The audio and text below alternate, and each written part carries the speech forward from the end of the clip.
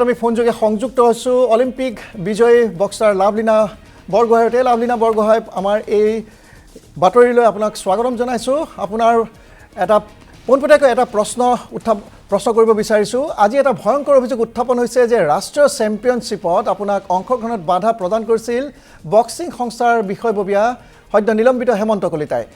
এই অভিযোগ সঁচা নে মিছা? মই প্ৰথমে ধন্যবাদ জনাইছো।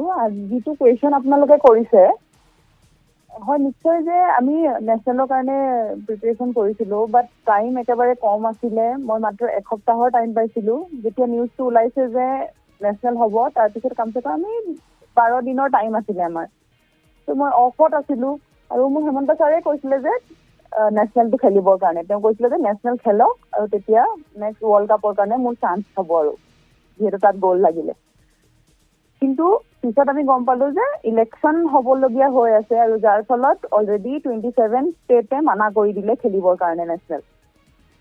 কাৰণ যোনে এতিয়া যোন ইলেকশ্যনত জিকিব, যোন আমাৰ বক্সিং ফেডাৰেশ্যনৰ যোন ইলেকশ্যনত জিকিব, তেওঁ আকৌ নেশ্যনেল কৰিব। ধৰি লওক এতিয়া যোনজন প্ৰেচিডেণ্ট আছে সেইজন যদি নহয়, বেলেগ এজন যদি আহে, তেতিয়া আকৌ নেশ্যনেল কেইদিনমানৰ ভিতৰতে হৈ যাব।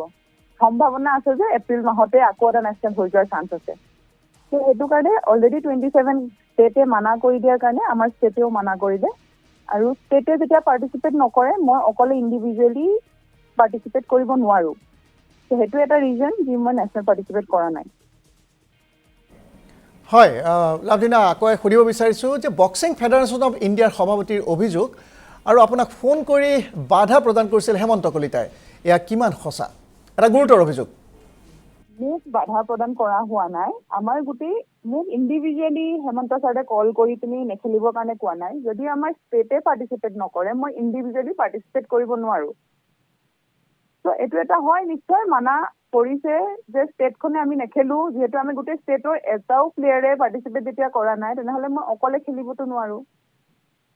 ত' হয় যে আমাৰ গোটেই টিমকে মানা কৰিছে, তাৰ বাবেহে মই খেলা নাই। হয়, সমগ্ৰ গোটেই দলটোকে মানা কৰা বুলি আপুনি উল্লেখ কৰিছে। আৰু এটা শেষ প্ৰশ্ন আপোনাক সুধিব বিচাৰিছোঁ, তেখেতে বাৰু কোনো ধৰণে মানসিক চাপ আপোনালোকক দিছিল নেকি বাৰু? খেলুৱৈসকলক মানসিক চাপ দিছিল নেকি বাৰু? কেতিয়াও দিয়া নাই। আমি যেতিয়াৰ পৰা বক্সিং আৰম্ভ কৰিছোঁ, তেতিয়াৰ পৰা হেমন্ত ছাৰে আমাক ছাপোৰ্ট কৰি আহিছে। আৰু আজি যিও ডিচিশ্যন লৈছোঁ আমি সকলোৱে গোটেই ষ্টেটৰ কাৰণে, তেওঁ ভালৰ কাৰণেই লৈছে, আমাৰ অসমৰ বক্সিঙৰ কাৰণেই লৈছে। কেইদিনমানৰ পিছত সকলোৱে গম পাব সেইটো বস্তু। আৰু নেশ্যনেলটোৱে চব নহয়, নেশ্যনেলটো খেলাৰ পিছতো বহুতখিনি চিলেকশ্যন হয়, যাৰ পৰাহে আমি কম্পিটিশ্যন খেলিবলৈ পাওঁ। বা ধৰি লওক ৱৰ্ল্ড কাপ হ'ব, ৱৰ্ল্ড চেম্পিয়নশ্বিপ হ'ব, প্ৰতিটো চেম্পিয়নশ্বিপৰ আগতে চিলেকশ্যন ট্ৰায়েল হয়, তাৰ পিছতহে খেলিবলৈ পায়। হয়, নেশ্যনেলটো এটা ইম্পৰ্টেণ্ট হয়, কিন্তু আমি ভাবোঁ এই টাইমত ইলেকশ্যনটো যেতিয়া যোনটো আহিব, তাৰপিছত যিখিনি প্লেয়াৰ্ছ, যিটো কম্পিটিশ্যন আমাৰ হ'ব ফাৰ্ষ্ট নেশ্যনেল, তেতিয়াৰ পৰা আকৌ আৰম্ভ হ'ব। এতিয়া তেওঁ আমাক লৈ যিখিনি ডিচিশ্যন লৈছে, মই ভাবোঁ সেইখিনি আমাৰ কাৰণে ভাল হ'ব, আমাৰ গোটেই অসমৰ প্লেয়াৰৰ কাৰণে ভাল হ'ব। আৰু অলৰেডি 27খন ষ্টেটে যেতিয়া মানা কৰিছে, তেনেহ'লে নিশ্চয় কিবা নহয় কিবাটো তাত ৰিজন আছে মই ভাবোঁ।